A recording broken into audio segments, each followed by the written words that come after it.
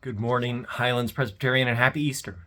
This is the pinnacle of the church year. We celebrate the resurrection of Jesus Christ. Today, we're reading John chapter 20, verses 1 through 10, the account of when Mary goes to the tomb while it's still dark, sees the stone rolled away, so she goes and finds Peter and John. They rush to the tomb and see the good news that the body is no longer there, and they believe. And so we're talking about hero, right? It's a hero story. And we think about popular heroes in pop culture, and Batman comes to mind. Everybody loves Batman. He's a strong hero, always comes out on top. Many people love him because he doesn't have any superpowers. But in times of panic, when everything is falling apart, he's the one who will act decisively to hold things together. Sherlock Holmes, another hero, different kind of way. But he always knows the next right thing to do. He reads the room, sees every bit of evidence, and knows how to put the pieces together so that it's perfectly clear to all who did what. If you were going to make up a story, that's the kind of central character you draw up. These are the characters that you create. If you wanted to write a story you suspected would still be read in thousands of years, you'd have a character who acted decisively, who stood strong in turbulent times. The community of people around Jesus, they do not act like that in times of change. Everyone's scattered on Good Friday as Jesus was crucified. And when Mary shows up at the tomb on Sunday morning, it's still dark, symbolizing the spirit of confusion that is around the disciples. They were certain. Right. Well, on Palm Sunday, everything looked like it was finally going how they expected it to go. Jesus is riding in Jerusalem. The people are gathered around shouting Hosanna. They're certain that he's going to come and ascend to the throne, an earthly throne, to kick Rome out of Jerusalem, and that they are going to be ruling in power along with Jesus. This is what they've been waiting for. It's finally going to meet their expectations. But the week ends so differently. And they're lost, and they're afraid. These characters are not strong heroes. They're running scared for their lives, afraid of what comes next. The chaos has overwhelmed them. And when Mary arrives at the tomb, she doesn't come expecting a resurrection. If you were going to make it up, if you were going to create a story, you'd have Mary show up at the tomb, and she'd see the stone rolled away, and she'd rush towards it, filled with excitement, and she'd say, "This is exactly what I thought would happen. It's come true." But that's not what happens. She's certain when she sees the scene, someone has stolen the body. Resurrection is the farthest thing from her mind. She doesn't even look inside. Instead, she runs to tell the news of a grave robbery to Peter and John. They need to see for themselves, so they rush to the tomb as well. With John, right? John recording this vitally, historically important point that he's faster than Peter. He feels the need to put that into the Gospels. And once there, they enter the tomb. And they note the curious fact the grave clothes are folded neatly, set aside. Not in the style that someone raiding a tomb would do. If you're raiding a tomb, you don't take time to fold the clothes. The fact that they see them folded is like lightning in the dark room. They begin to see the light shining in their darkness. But we're told they don't fully understand. They haven't yet connected the dots. So they go home. I love the way John frames this story. He tells it in such a way that gives us so many different ways to approach it, gives us so many different ways to see ourselves in the text. We have Mary, shattered but faithful. She goes to the tomb, she sees, but she doesn't understand. She needs support. She needs a community to deal with the darkness that surrounds her, the darkness in her mind that's shrouding her heart. More than just Jesus died on Good Friday, right? She can barely put one foot in front of the other, but she's faithful enough to go to the tomb, but she can't deal with one more thing. She doesn't know what to do next. Peter and John, they didn't even go to the tomb with Mary. They're afraid of what Jesus' death might mean for themselves, but they're so desperate to hope that as soon as Mary shows up and tells them that Jesus' body's been stolen, they rush to the tomb. Are they hopeful?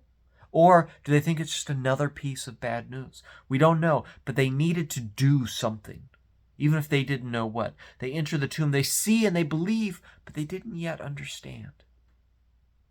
There's a haze. They don't know what to do next, so they go home. They believe, but they don't understand. It reminds me of when Jesus is healing the child, and the father says to Jesus, says, I believe, help my unbelief. Even when we believe, we still have questions. Right? There's a place for all of us in this text. We can relate to these characters. They're real.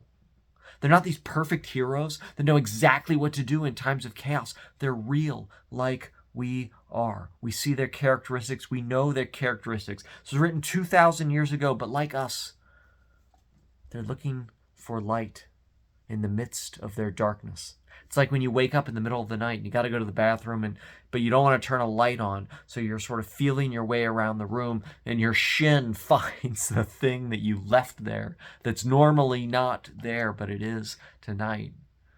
And you trip over it because you needed just a little light to help you in the darkness. Any illumination in those dark places. You need to feel, to claw your way forward, right? And that's how some days, some weeks, some months, some years go. Where is the light for our darkness? We know these characters. None of the disciples expected Jesus to rise from the dead. They were shrouded in darkness. Mary didn't expect it. Farthest thing from her mind. They thought the tomb was the end of the story. They didn't see it as a gateway to life, real life, true life. What's beautiful about the Gospels is they give us the strong hero we need.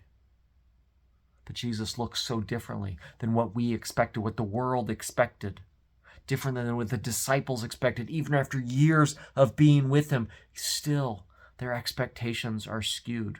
But he's greater than any hero that's appeared on the scene before or since. He's like us, but completely unlike us.